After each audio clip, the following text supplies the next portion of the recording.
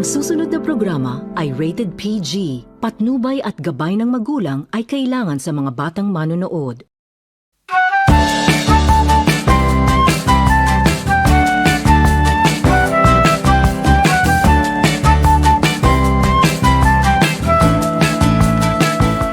Good afternoon, everyone. This is the Conversation Corner. On this day, we will talk about the ancient Asian literature and discuss the prevailing themes. And with that, we acknowledge our guests today, Ms. Fredalyn Acera, Jane Calaustro, Janelle Tanap, Kate Remigio, and Mr. Valvin Castillo. Hi, everyone.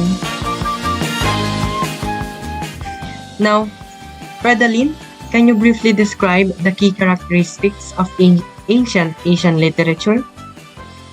Before I answer that, let's first define what ancient Asian literature is.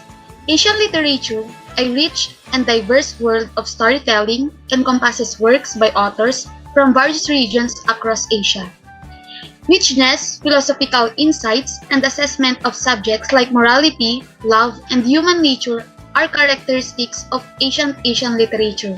It reflects the cultural norms and beliefs of the time and provides deep insight into human nature and society. By continually using natural components as symbols, it encourages harmony, balance, and devotion to the natural world.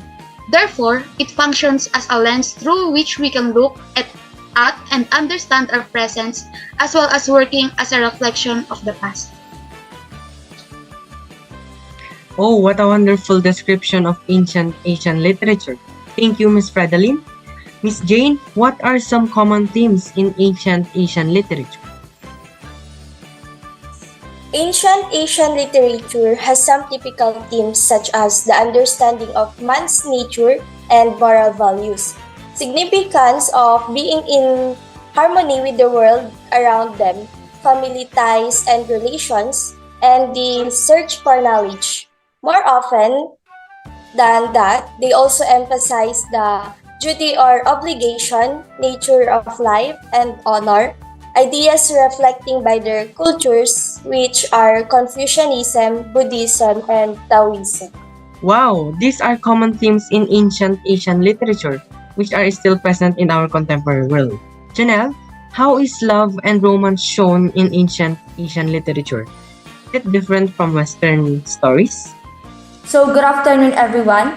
In ancient Asian literature, love and romance are often shown with a focus on duty, sacrifice, and how personal feelings connect with family and society. For example, in classic Chinese and Japanese stories, love often happens within arranged marriage, where characters have to balance what they want with what their family and society expect from them. Stories like the tale of Genji from Japan and the poetry of Chinese Tang Dynasty often depict love as something both joyful and sad. This is different from Western stories, where love is usually seen as something that can overcome any obstacle, celebrated for its power to change lives.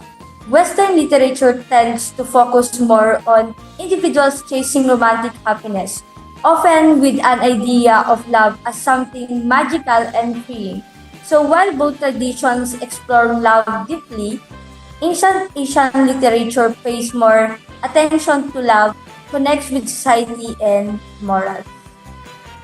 I read about the tale of Genji, which is the story that delves into the part intrigue, love affairs, and societal norms, providing a vivid portrayal of Heian era Japan and its complex social dynamics. Now, how do these themes show the culture and values of that time, Miss Kate? So, as Miss Jane shared to us a while back, the common themes of ancient Asian literature, these themes reflects the cultural and philosophical values of their respective time by embodying their principles and ideals. Just like in Confucianism, they emphasizes social harmony, moral education, and importance of fulfilling one's duties within the structured societal framework. These themes not only shape the literature but also deeply influence the societal norms, ethical practices, and daily lives of people in ancient Asian societies. Thank you for that, Miss Kate. And notice how these themes shape the daily lives of the Asian people is really fascinating. Are these themes is still important today, Mr. Valvin? Can you give examples of modern works that use these themes? Yes, the themes of ancient Asian literature are still relevant today. Here are some examples of modern works that utilize ancient themes. Number 1, Crazy Rich Asian by Kevin Kwan explores the pressures and expectations within wealthy Asian families.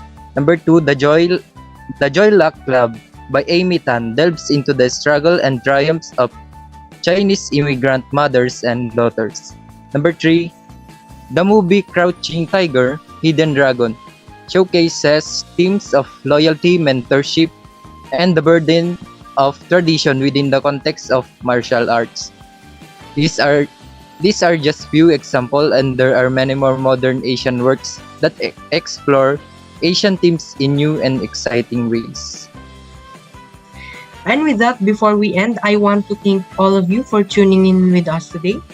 That is such a very good discussion in the topic, especially the themes and characteristics of this ancient Asian literature. Thank you and see you again in another episode of The Conversation Corner. Thank you guys.